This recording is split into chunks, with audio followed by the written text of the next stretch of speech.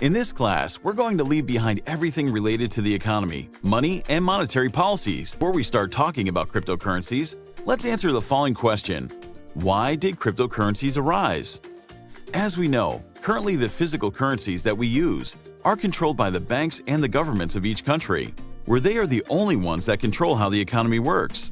But what if I told you that it's possible to control them yourself? What would you think? The truth is that cryptocurrencies are born so that users are the holders of their coins at all times, which means you'll always have the power to decide whom and how you send money to another person. There will no longer be control by banks or governments. Having said that, many of you will be wondering, what is a cryptocurrency? What is Bitcoin? You're probably hearing it everywhere. When we hear about cryptocurrencies, we first have to know where this term comes from. This concept comes from cryptography, which is a method where data is encrypted to make it impossible to modify it. For example, imagine you have a photograph, and you don't want anyone to see it. You would only have to encrypt it so that no one else could see it, and only through a password that we have established, we will be able to have access to it. And surely you will ask, what do we get with this? With this, we achieve security like never before. Therefore, as we've been saying, if we put together the term crypto and currency, we will get the following definition. A cryptocurrency is a digital currency which is encrypted, which means it has its own security. With this, people can place their trust in it, knowing that it will not put their security at risk. Now, when we refer to digital currency, what do we mean? We are referring to a currency that we cannot touch, as if they were physical bills or coins, but that move through the network, which means they're intangible for the human being. But they have a real value such as €1, $1, or 1 yuan. However, how do you get all this encryption system and use it through the network? Very simple. Apply the use of the blockchain for it. Although it is a term that we see in depth later, we can anticipate that the blockchain is a gigantic book that stores all the operations that we carry out. Imagine that you made the purchase of your house.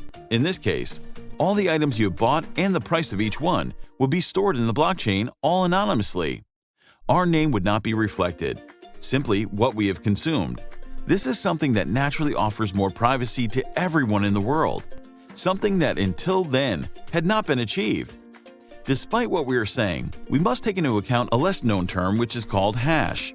The hash is basically what makes cryptocurrency secure and where we remain anonymous. A hash is nothing more than a mathematical problem through which a series of data is encrypted, which means it modifies them. For example, when we make any type of transfer with our cryptocurrencies, our personal data will not be shown, such as name and surname, but a series of numbers and letters will come, which will make it practically impossible for them to know who we are. Simply in the network, our personal identity will be letters and numbers randomly. It is for this reason that both cryptocurrencies and the identity of people are much more valuable and private than the current system we use nowadays. And you know the best? All this will be done automatically, without us having to worry about anything. Now imagine that you have $1,000 and you want to invest in cryptocurrencies. For example, with the use of Waves Exchange, you can directly take out your credit card and exchange fiat for crypto. Currently, $100 would be equivalent to 1.89 waves approximately, or 0.0018 bitcoins. Finally, if you're a person who does not like to take much risk, you can buy the Waves stablecoin, known as USDN. Its value is equal to $1, which means for $100, you get 100 USDN. All this in just 5 minutes, and in the fastest and easiest way. If you do this, congratulations, you are already one of the people who owns cryptocurrencies in the world. Once we understand how and why cryptocurrencies arise, you'll ask yourself, why are intermediaries good or bad? We have to bear in mind that we've been with them practically for the entire history of humanity, and we are so used to them that they go practically unnoticed. However, these through their power get people to lose. Wouldn't you like to have control of your money at all times? Thanks to cryptocurrencies like Bitcoin or Waves, this is possible. If instead of using intermediaries to make transactions, we return the full value of the economy to the people, each of these persons will have more value and power over their economy, and they will get back their freedom. We analyze the arrival of cryptocurrencies in the traditional financial world and examine the problems that centralized finance currently has, the advantages offered by the arrival of Bitcoin, and other cryptocurrencies in our daily lives. Nowadays, we have the presence of centralization and intermediaries when carrying out any activity. When we talk about intermediaries, it is important to understand that we are not only referring to banks, but we're also talking about large companies that have taken control of certain sectors. So how can Bitcoin and cryptocurrencies help us? The first thing we must know are the two fundamental characteristics that define Bitcoin and cryptocurrencies. From one side, they are uncensored media, and on the other side, they are decentralized. As in the Waves ecosystem, both offer a disruptive system compared to the traditional system. But what is a decentralized medium? Put very simply, Bitcoin is a ledger that stores a copy of that same ledger on multiple computers, also known as nodes. If someone wanted to end with the Bitcoin network, he would have to end with all the computers or nodes that make up that network, since they are all the same. To understand it better, let's take an example.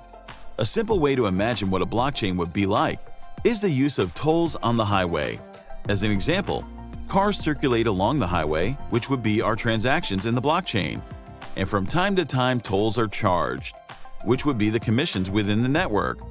In addition, highways are regulated by multiple authorities such as police, traffic agents, people, support, etc., which in the case of the blockchain would correspond to the nodes that it's conformed to. Now let's imagine that someone wanted to control Bitcoin and modify all the transactions in their favor. In this case, it would be necessary for at least 51% of the nodes to agree, which nowadays would be impossible. The network participants and the nodes decide how the information will be inserted into the blockchain. So as we can see, Bitcoin is beyond the reach and control of governments and banks. So why does Bitcoin or Waves and cryptocurrencies in general not like the government? When we talk about cryptocurrencies like Bitcoin or Waves, governments and banks realize how the financial system is evolving into a model they cannot control. In both cases, any change that you want to make within the network will have to be implemented through democracy, which means acceptance and voting by the majority of network participants. Surely at this point, you can understand the reason why cryptocurrencies were born and the true value they bring to the economy and society, right? Yes, we're talking about freedom. Far beyond technology, which is of course very important, cryptocurrencies and especially Bitcoin offer a vehicle for human beings to have a high degree of freedom. Human beings in one way or another have always sought ways to be free.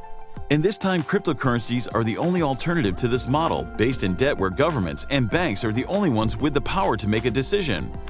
With this reflection, we end today's class. Today, we've learned how the Bitcoin network and other cryptocurrencies work and the potential they give us as an alternative to the traditional financial system.